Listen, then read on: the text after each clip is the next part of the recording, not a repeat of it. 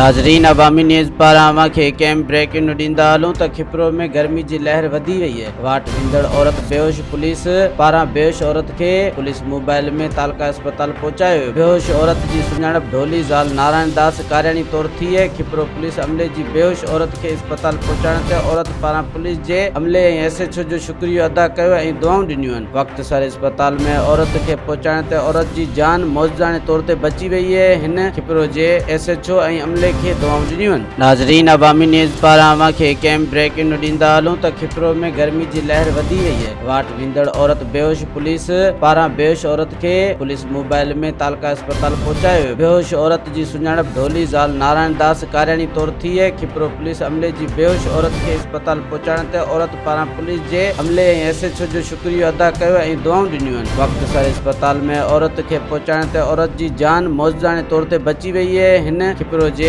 SHO ऐं अमले खे दुआऊं ॾिनियूं आहिनि।